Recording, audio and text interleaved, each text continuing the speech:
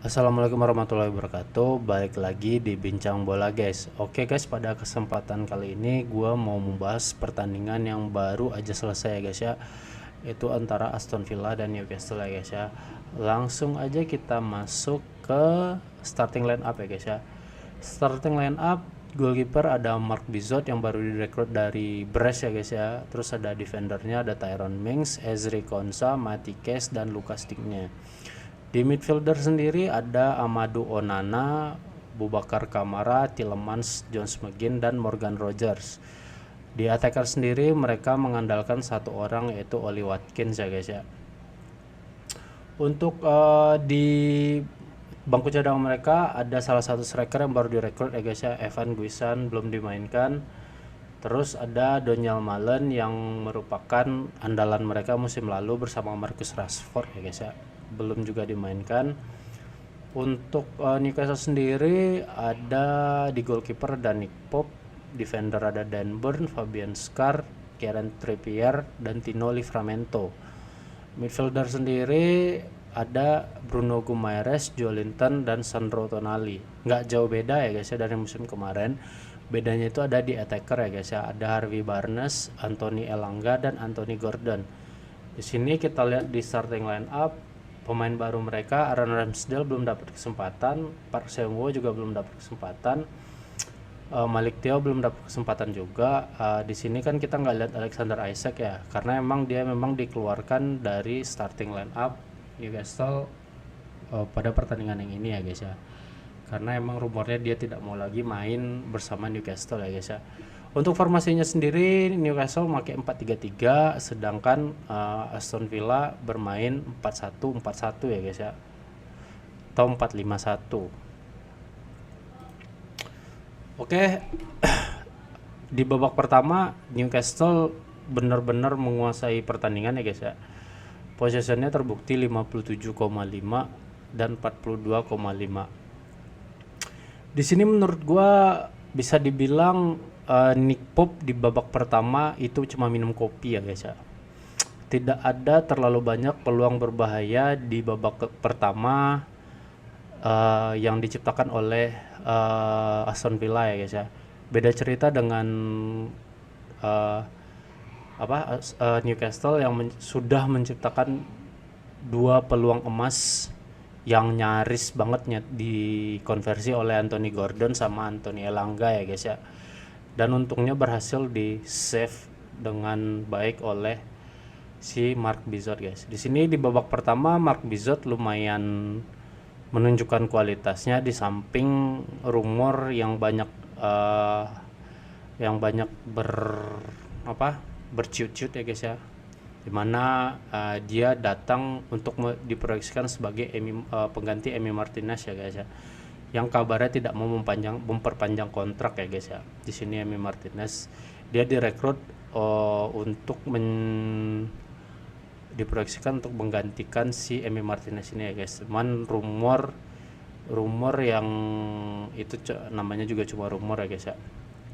Nah, di sini Aston Villa babak pertama bukannya tanpa perlawanan, dia menciptakan satu corner dan beberapa tembakan off target ke gawang Newcastle ya guys ya. Makanya gue bilang si Nick Pope kebanyakan minum kopi di babak pertama ya guys ya. Jadi nggak terlalu banyak peluang berbahaya dari Aston Villa di babak pertama, karena emang penampilan Joelinton di lini tengah babak pertama lumayan tegas ya guys ya, yang lumayan bagus, dimana dia berhasil menciptakan hampir dari menghentikan istilahnya guys, memberhentikan serangan-serangan dari Aston Villa sendiri ya guys ya, yang diarsiteki oleh Morgan Rogers dan James McGinn ya guys ya. Oke, dan juga di sini gua mau meng-highlight sedikit di babak pertama penampilan Anthony Elanga ya guys ya. Anthony Elanga menciptakan banyak dribble sukses selama babak pertama bareng sama Anthony Gordon. dia berhasil mengacak-acak pertahanan Aston Villa yang dikawal oleh Konsa, Mings, Digne sama Metikes. Tapi untungnya Metikes di babak pertama bisa dibilang lumayan berhasil sih untuk menghentikan beberapa pergerakan dari Anthony Elanga dan Anthony Gordon. Sedangkan untuk Harvey Barnes sendiri permainannya kelihatan di babak kedua ya guys ya. Gua langsung aja menuju statistik full time ya guys ya. Oke, full time-nya di sini skornya 0-0 di mana diwarnai satu kartu merah ya guys ya. Satu kartu merah yang dilakukan oleh Ezri Konsa ya guys ya. Kartu merah ini berawal dari trupas dari Bruno Guimaraes kalau gua nggak salah, yang mana berhasil melewati Tyrone Mings ya guys ya. Di mana posisinya itu si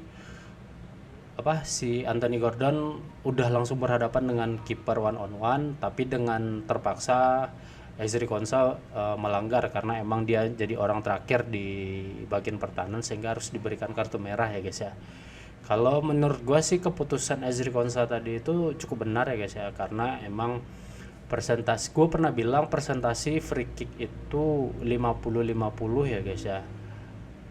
Tergantung dari posisi free kick dia, apakah 25 meter, 30, itu menurut gue masih 50-50 ya guys. Jadi kalau emang terjadi free kick pun kesempatannya masih ada 50 untuk tidak gol ya guys ya. Jadi setengah-setengah. Dan menurut gue keputusannya benar sih, sehingga dan skema free kick yang dilakukan Kieran Trippier agak kurang jelas menurut gue tadi, sehingga gagal lah jadi peluang ya guys ya. Terus di babak kedua sendiri akhirnya Aston Villa sedikit hidup lah dengan menciptakan 3 shot on goal ya guys ya. Sudah menciptakan shot on goal dan si Newcastle nambah 1, yang mana itu peluangnya Harvey Barnes yang berhasil di blok oleh Metikes ya guys ya. Sedangkan si Newcastle sendiri banyak menciptakan peluang off target ya guys ya, peluang off target. Ini babak kedua ini Aston Villa dikurung habis-habisan guys. Terbukti nggak ada shot off target sama sekali yang diciptakan oleh Aston Villa guys. Minimal ada shot off target aja, itu berarti dia nggak dikurung guys. Ini nggak ada sama sekali kan. Save yang dilakukan sama-sama imbang sih guys, 3 ya guys ya. Makanya di sini terbukti Aston Villa sudah sedikit naik lah mentalnya, terutama ketika Ezri Konsa-nya udah di kartu merah guys. Dia memasukkan beberapa striker ya guys ya, seperti Daniel Malen. Nah di situ sedikit naik lah itunya ya guys ya, serangannya. Terus passingnya sendiri kita bisa lihat Newcastle mendominasi ya guys ya, 83,7% dan 73,5%. Di sini lini tengah benar-benar dikuasai oleh Joelinton, Tonali, dan gue lupa satu lagi siapa tengahnya. Gue lihat dulu siapa satu lagi itunya. Sama si Bruno Guimaraes ini guys. Lini tengah mereka sangat mendominasi, dan di sini mereka leluasa memberikan direct passing ke Anthony Gordon dan Harvey Barnes ya guys ya. Mereka sangat leluasa, di mana Joelinton bertugas sebagai gelandang pengangkut akhir lah, istilah orang-orang sekarang. Sedangkan Bruno sama si Tonali tugasnya untuk pensuplai bola ya guys ya. 2 orang ini berhasil mendominasi lini tengah Aston Villa guys. Tapi sayangnya skor akhir emang tidak bisa bohong, tetap 0-0 karena penampilan pemain belakang mereka yang sama-sama bagus ya guys ya. Oke, gue lanjut ke key player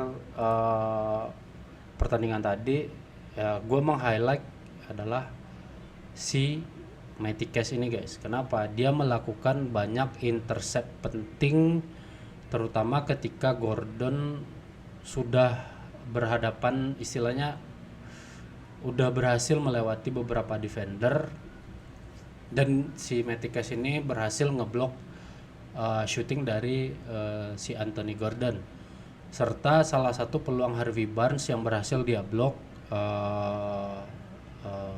ketika skema corner ya guys ya.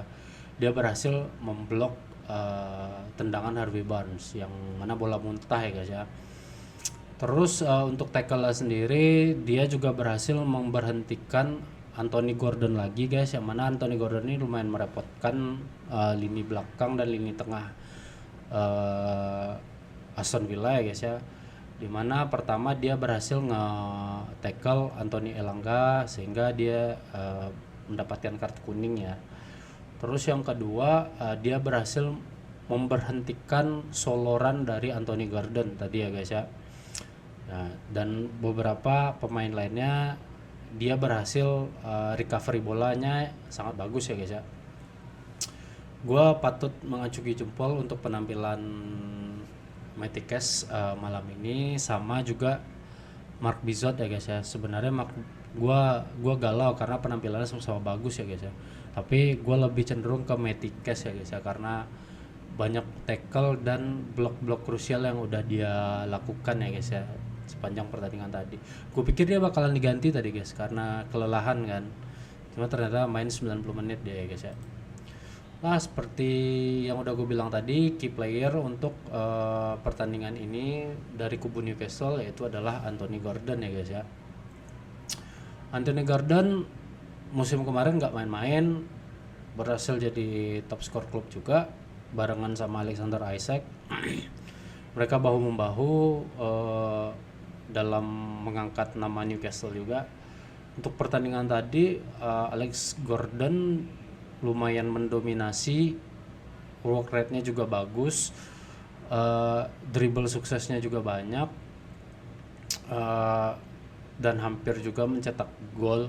Kalau dihitung-hitung Gordon ini bisa hat-trick tadi guys, tapi penampilan bagus dari Matty Cash sama Bizot berhasil meredam Anthony Gordon guys, walaupun kadang Tyrone Mings sama Konsa juga enggak, sinerginya kurang ya guys ya. So menurut gua ini adalah hasil riset gua di pertandingan ini. Kalau kalian mau berdiskusi silakan tulis di kolom komentar ya guys ya. Oke guys, see you di next video ya guys ya. Bye bye.